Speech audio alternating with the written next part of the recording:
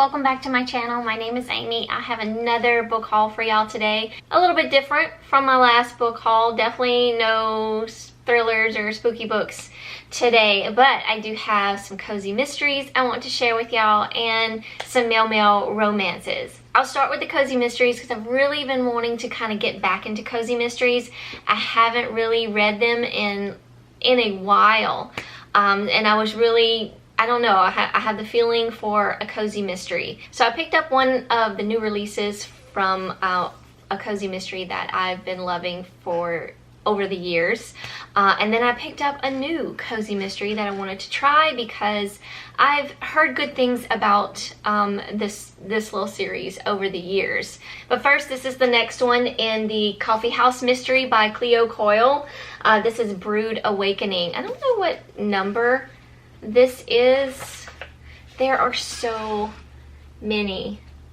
Like, that's the list right here. There's so many of these books. If you're looking to get into a cozy mystery, I've recommended this one so many times over the years.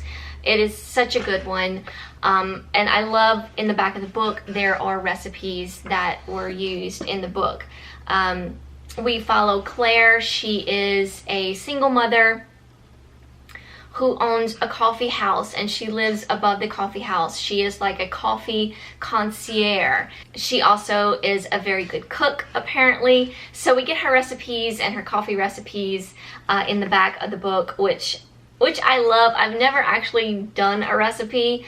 I need to do that, but I just like having it in the back of the book.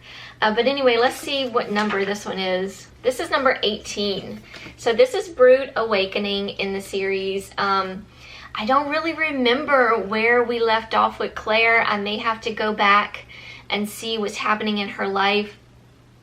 I do remember a little bit. I don't want to give that away in case you're interested in the series, but it's a very good series. There was only maybe one book in the series that I was not crazy about, and it happens. Of course, it's gonna happen, but all the other ones I really enjoyed. So Claire, not only is she a coffee concierge, she is a mystery solver as well, of course. Claire seems to get herself stuck in the middle of any type of murder that is happening in the city. This is based, I believe, in New York City, and it always seems to involve Claire in some kind of way. Of course, it's cute, it's fun.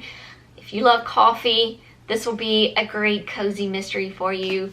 But in this installment, it says, when coffee house manager Claire Cassie awakens on a bench in Washington Square Park, she has no idea she has been missing for days, or that her friends and family have been frantic with worry. Now that she is back, everyone is overjoyed, including a handsome NYPD detective who claims to be her fiancé.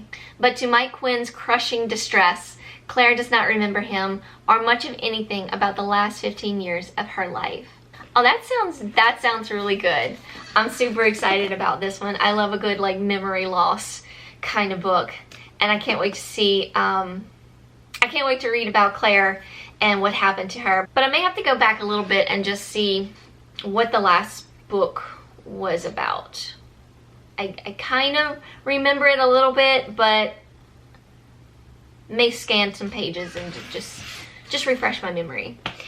So the other cozy mystery I picked up, this is Homicide in a hardcover by Kate Carlisle. This is a bibliophile mystery. I've heard good things about this. So this is the first book in the series. It's about books. There's a cute kitty on the cover. What more could I love? Books and kitties. It says, a new chapter begins. Brooklyn Wainwright is a skilled surgeon. Sure, her patients might smell like mold and have spines made of leather, but no ailing book is going to die on her watch. The same can't be said of Abraham Karaskowski, Brooklyn's friend and former employer. On the eve of a celebration for his latest book restoration, Brooklyn finds her mentor lying in a pool of his own blood. With his final breath, Abraham leaves Brooklyn a cryptic message, "Remember the devil," and smiles as she takes possession of his priceless and supposedly cursed copy of Goethe's Faust. Brooke suddenly finds herself accused of murder and theft. thanks to Derek Stone, the humorless and annoyingly attractive British security officer who found her kneeling over the body. Now she has to make sense of the clues left behind by her mentor if she hopes to restore justice.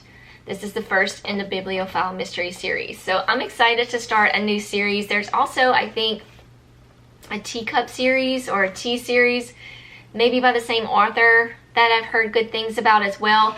But I couldn't find the first copy anywhere and I haven't ordered it yet. But I do want to try that series as well. So super excited about getting back into cozy mysteries. Now my next 4 books are going to be male romances. One is a young adult male romance.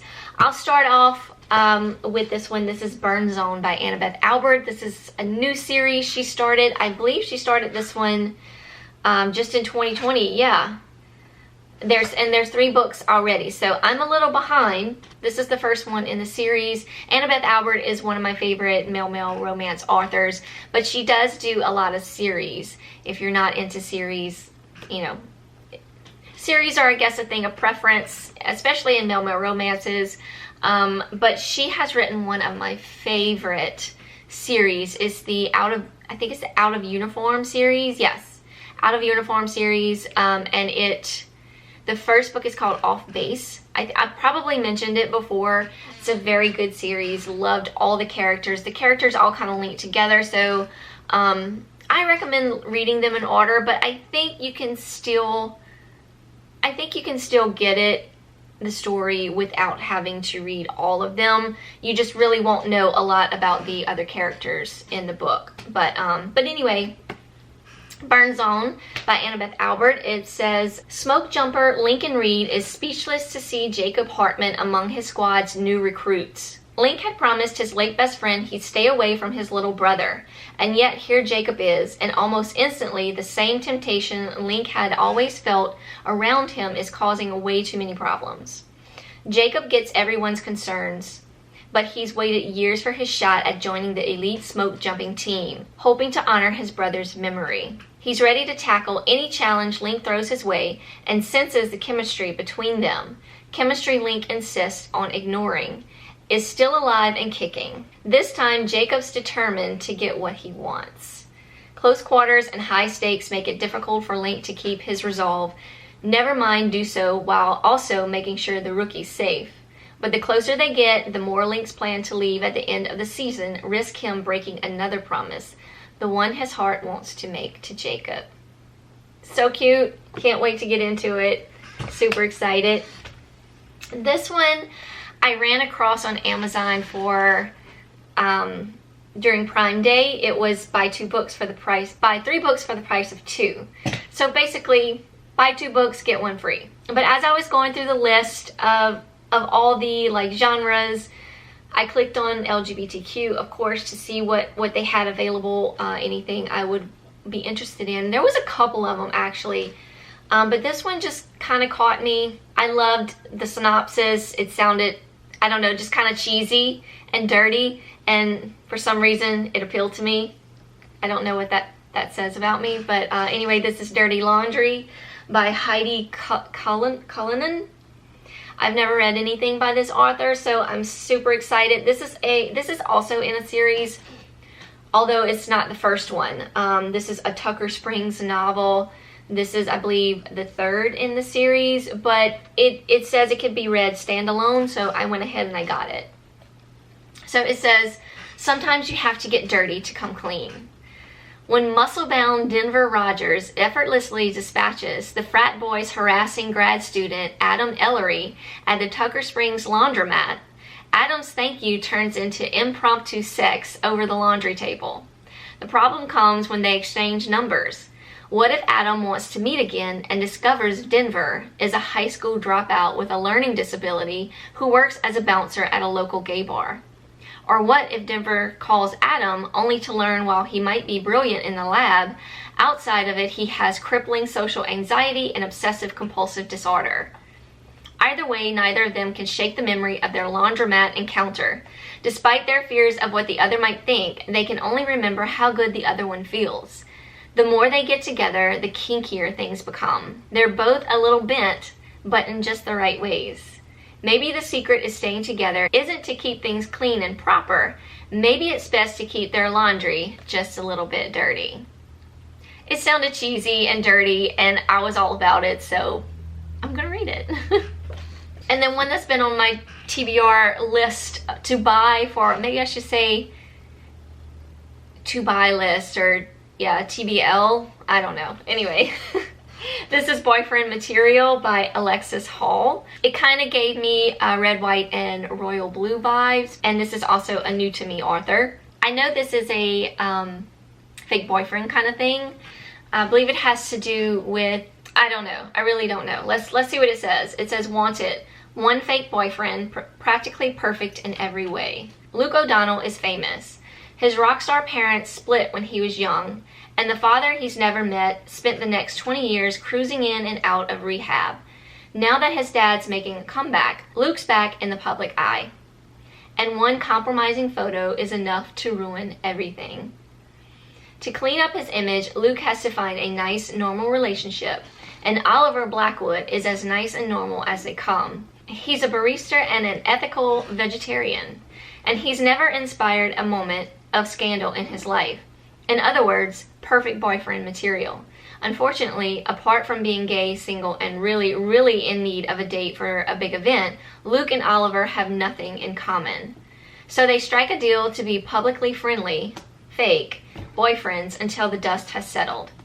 Then they go their separate ways and pretend it never happened. But the thing about fake dating is that it can feel a lot like real dating. And that's when you get used to someone. Start falling for them. Don't ever want to let them go.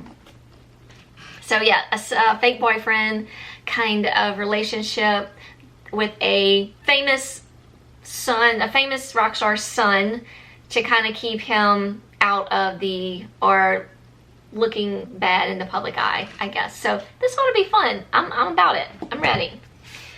And then I picked up Camp by L.C. Rawson, also a new to me author. This is a young adult. They go to camp, apparently. Let's see.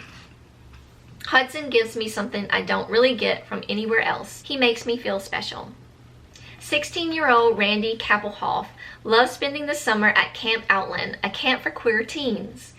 It's where he met his best friends. It's where he performs in the Big Camp musical.